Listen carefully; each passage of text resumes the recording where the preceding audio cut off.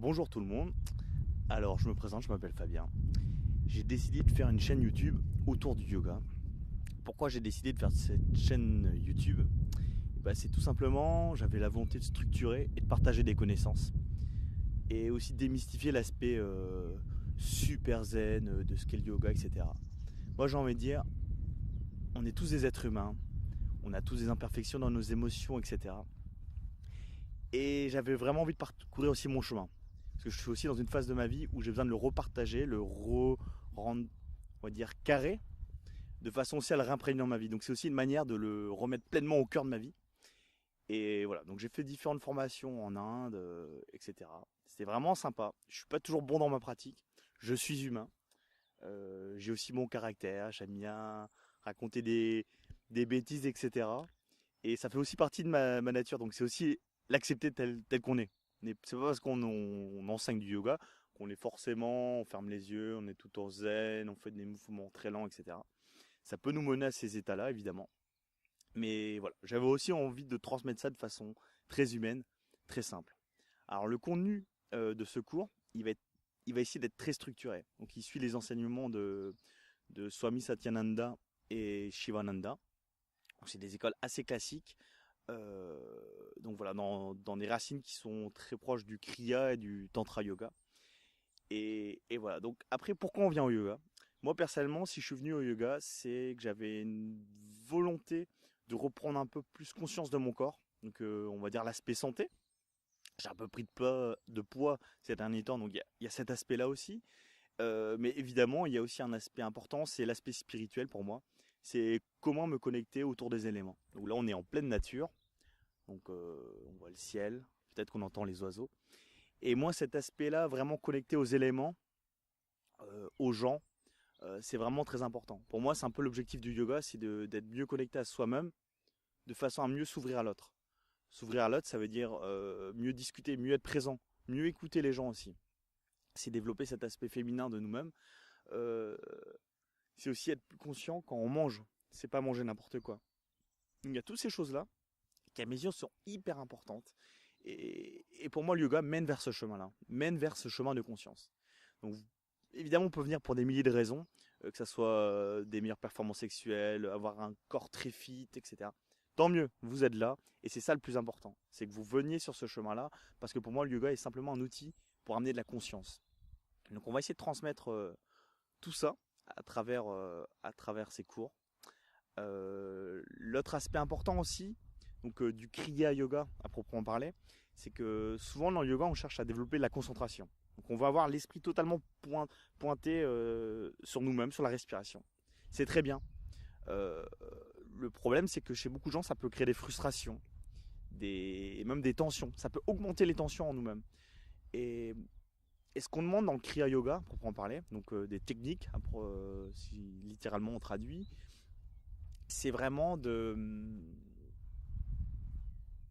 juste faire sa pratique. On fait sa pratique en conscience et on va développer ce qu'on appelle en anglais l'awareness. Donc c'est plutôt être conscient des choses. Euh, et on cherche à développer cet aspect-là. On ne cherche pas à être totalement concentré sur un point parce que souvent ça échoue. Ce que le Kriya Yoga cherche à avoir, c'est avoir un état de relaxation profond à travers cette prise de conscience. On étend notre état de relaxation naturelle et naturellement on va tendre vers quelque chose de très méditatif. Le meilleur exemple, souvent, c'est, je suis sûr que ça arrive à tout le monde, c'est d'être face à un paysage magnifique et là on est bouche bée. Et là on s'éteint. Ah, ça dure peut-être que 10 secondes, 15 secondes, et après on regarde sa copine ou son copain et on commence à parler. Donc c'est ça aussi l'objectif que je voulais transmettre dans ces vidéos. Et l'autre point qui était important, c'était surtout cet aspect-là que je voulais vraiment mettre en avant pour vous. Donc voilà. Et un autre aspect très important dans la conscience aussi, c'est vraiment aussi de développer cette prise de conscience de soi-même. Les meilleurs exemples, c'est manger un repas. On a tous mangé un repas très très rapidement, sans même savoir ce qu'on a mangé. On a presque oublié ce qu'on a mangé. Et développer cette conscience de soi, c'est aussi prendre le temps d'une certaine manière à sentir ce qui se passe en bouche, par exemple. C'est regarder un paysage et prendre le temps de regarder cet arbre. Il y a un oiseau qui vole juste devant moi, ce qui est vrai en plus, vous allez peut-être le voir passer. et ben cet oiseau-là, je le ressens, je me sens connecté. J'ai une douleur au doigt ou à la jambe, j'en ai conscience. Et ça, c'est important. C'est important de développer cet aspect-là. Pourquoi c'est important?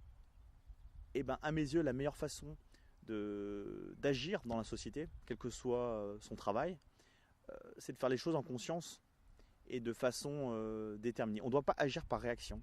Et souvent, quand on n'est pas conscient, eh ben, soit on se fait mal, soit on se casse une jambe, soit on oublie le repas qu'on a pris.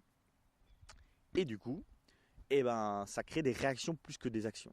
Donc moi, ce que j'encourage à travers ce cours, je vais sûrement moins parler aussi, parce que je suis une grande pipelette, j'ai oublié de vous le dire, et c'est d'étendre cet aspect conscience de nous-mêmes pour mieux agir aussi en société, sans juger les autres. Chacun est ce qu'il est, chacun part avec son passé, et vraiment être tolérant aussi. Et voilà un peu le message que je veux faire passer. Donc il y a différentes étapes dans le yoga.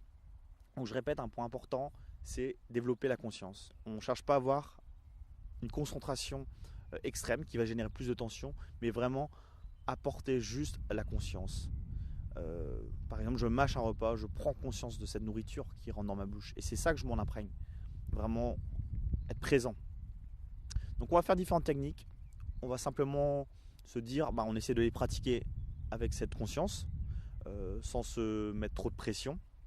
Parce qu'on aura toujours des pensées qui viennent, etc. Mais dès qu'on reprend conscience, on se refocalise sur le mouvement dans ces moments-là. Donc ça, c'est un aspect. Alors, il y a différentes étapes dans le Kriya Yoga. Une étape qui est souvent très connue, c'est l'aspect très physique des mouvements. Donc, on va chercher à faire des mouvements pour justement focaliser notre conscience. Awareness, comme on est en anglais. C'est dur de trouver un mot bien en français pour le traduire. Donc, il y a cet aspect-là. Développer les respirations. Développer les techniques de nettoiement aussi, des nettoiements du nez, de la langue, etc. Ensuite, développer ce qu'on appelle aussi, alors en français je ne sais même pas comment on le dit, mais ce sont les techniques, on va dire, on agit sur les tissus nerveux, par exemple la glande thyroïde. Donc on va chercher à la masser, etc. Donc là, on va jouer sur un niveau plus subtil du corps humain aussi dans un deuxième temps. Un autre niveau qui est très important, c'est la respiration aussi. Donc ça, c'est très important de développer cette conscience au niveau de la respiration. Et on va au fur et à mesure en fait développer des niveaux de conscience de plus en plus élevés. Et ce qu'on cherche, c'est simplement à être. On ne cherche pas à être ce qu'on n'est pas.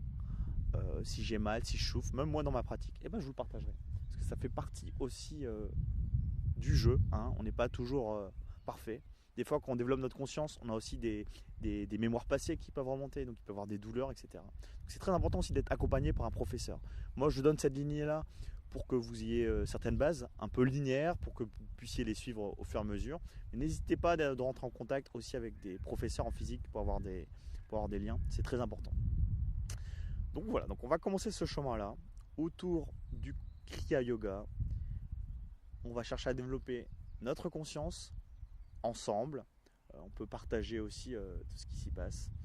Et je vous souhaite vraiment à tous et à toutes, hommes, femmes, parce que je tiens aussi à rappeler que c'est pour tous les âges, pour tous les sexes, quelle que soit votre religion, peu importe. On a tous, quand je mets mes deux doigts comme ça, que je presse très fort, j'ai une sensation.